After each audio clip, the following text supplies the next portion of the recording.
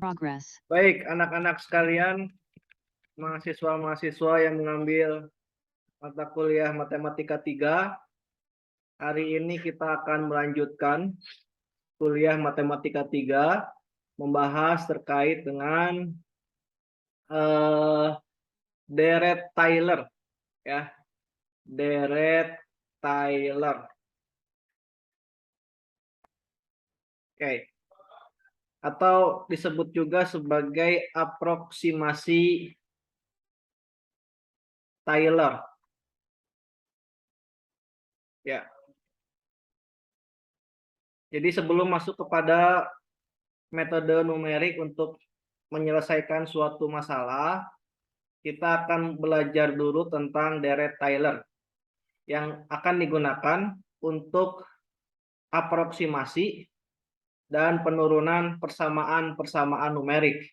Ya, pada banyak aplikasi di bidang fisika, kita mendapatkan kemudahan dalam menghitung ya atau formulasi jika kita merepresentasikan sebuah fungsi dengan sebuah deret Taylor. Kita bayangkan kalau kita menghitung suatu persamaan diferensial yang rumit gitu ya, itu akan lebih lama pengerjaannya dan akan lebih rumit secara pengerjaan ya. Nah, deret Taylor ini akan mencoba untuk membantu menyelesaikan persamaan tersebut gitu ya. Oke, sehingga kembali kepada konsep awal bahwa dalam metode numerik itu kita akan menyederhanakan suatu persamaan analitik dengan hanya menggunakan operator tambah kurang kali bagi saja gitu ya. Jadi kita tidak menggunakan sistem-sistem matematika yang rumit. Oke, lanjut ya. Bagaimana cara mendapatkan sebuah deret pangkat untuk sebuah fungsi ya. Jadi katakanlah kita punya fx ya. Misalnya adalah sin x. Atau mungkin kita punya fx sama dengan ln x. Ya.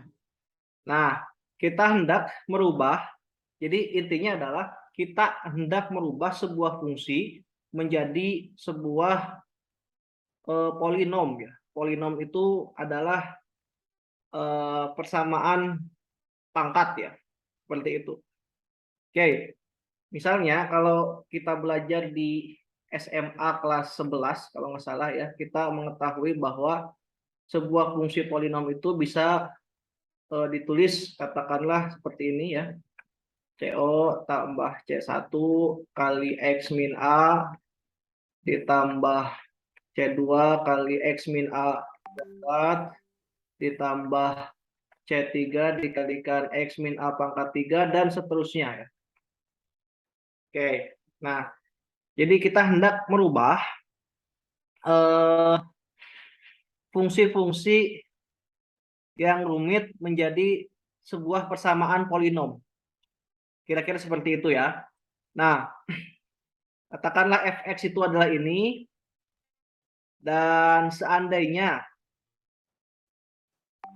fx ini berada pada daerah sekitar x sama dengan a, sehingga kita menggunakan deretnya adalah pangkat x min a.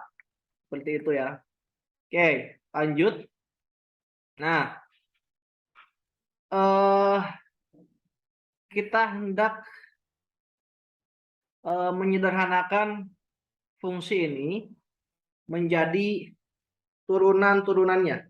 Oke, kita perhatikan ya. Kalau kita punya fx seperti ini, maka ketika fx ini diturunkan sekali, maka dia akan menghasilkan ini C0. Kalau ketika diturunkan maka dia hilang ya. C1 kali X min A ketika dia diturunkan maka dia jadi C1.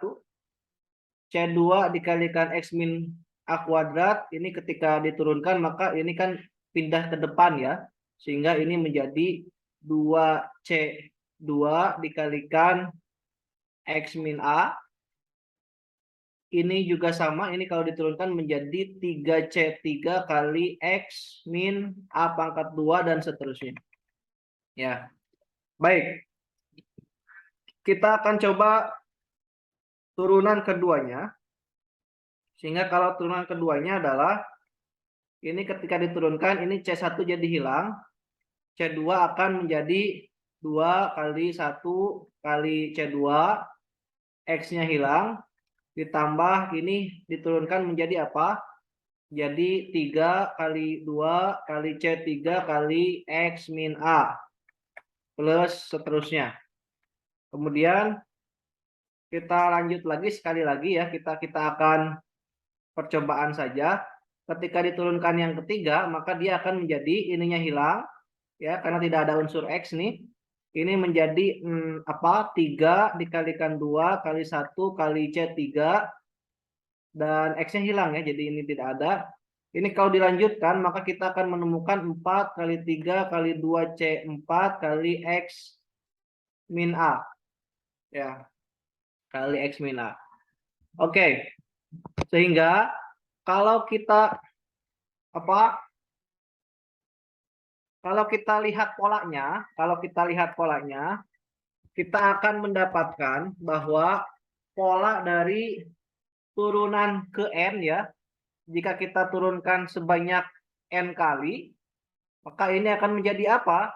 Ini akan menjadi N kali N min 1 kali 2 kali 1 kali Cn, ditambah ini jadi N plus 1 kali N, seterusnya dikalikan 2 kali Cn plus 1 kali X min A.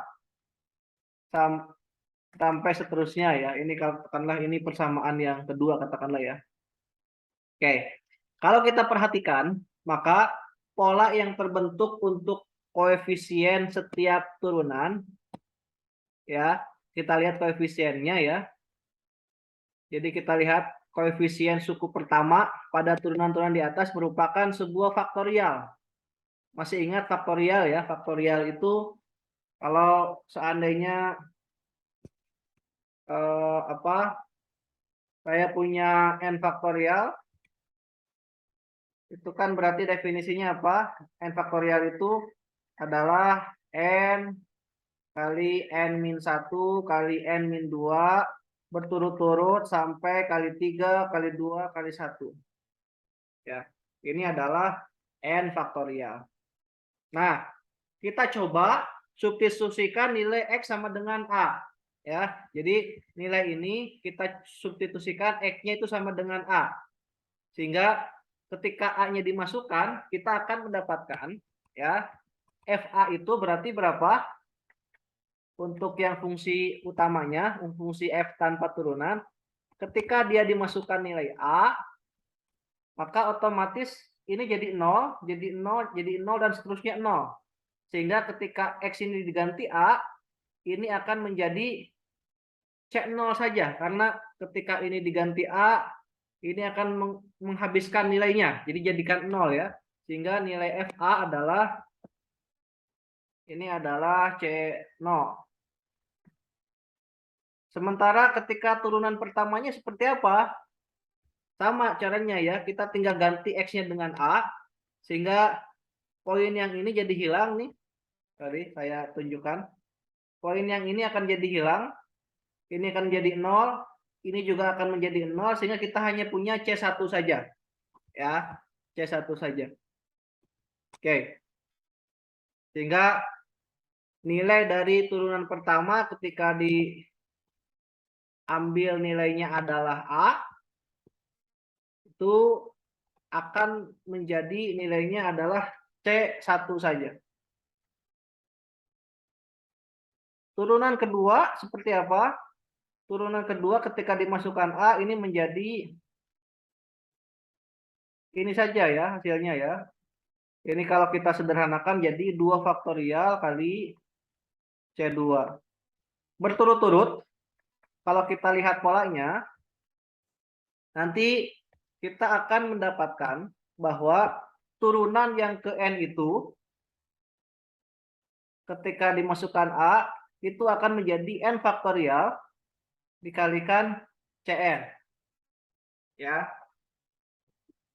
Atau setelah manipulasi sederhana dan menggunakan definisi 0 faktorial sama dengan 1, kita akan mendapatkan bahwa C0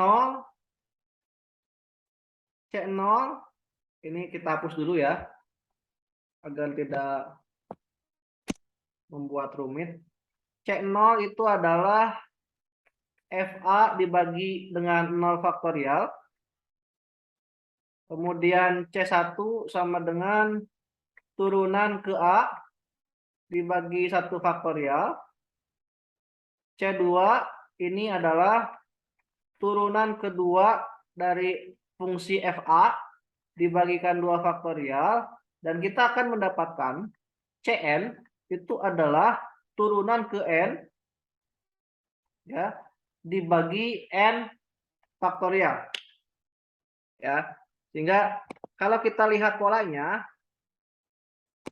kita deret Taylor ini untuk fx di daerah sekitar x sama dengan A, kita lihat polanya ya, ini akan bisa dirubah dengan apa?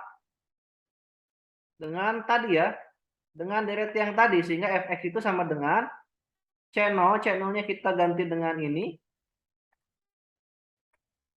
ditambah dengan apa? Dengan turunan pertama dibagi 1 faktorial dikalikan X min A, ditambah turunan kedua dari FA dibagi dengan 2 faktorial dikalikan X min A kuadrat, seterusnya ya sampai suku terakhirnya. Jadi ini akan tahingga nanti ya, akan menjadi tahingga. Ya, ini jadi tahingga karena panjang sekali ya, tidak terbatas. Atau kalau kita sederhanakan menggunakan notasi sigma ya, maka kita akan mendapatkan bahwa fx itu sama dengan sigma f ini turunan ke k dari fa dibagi k faktorial dikalikan x min a pangkat k untuk k dimulai dari 0 sampai tahingga. Ini yang kemudian kita sebut sebagai rumus umum dari deret Taylor. Ini yang penulisan pertama, ini penulisan kedua sama saja. Ini yang kemudian kita sebut sebagai deret Taylor. Oke ya. Baik. Nah,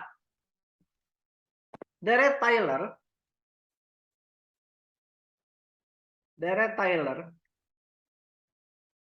ketika dimasukkan nilai A sama dengan 0 ya, maka kita akan mendapatkan fx sama dengan f0 dibagi 0 faktorial ditambah turunan pertama dari f0 per 1 faktorial kali x ditambah f turunan kedua dari f0 dibagi 2 faktorial dikalikan x kuadrat dan seterusnya. Atau kita sederhanakan menjadi bentuk sigma seperti ini ya, per k faktorial dikalikan x pangkat k. Persamaan ini ketika deret Taylor diganti a-nya dengan 0, kita sebut ini sebagai yang namanya deret Maclaurin. Ya, ini sebagai deret Maclaurin. Baik, itu adalah pengantar dari apa yang kita sebut sebagai deret Taylor. Terima kasih. Kita akan lanjutkan di sesi YouTube berikutnya. Terima kasih.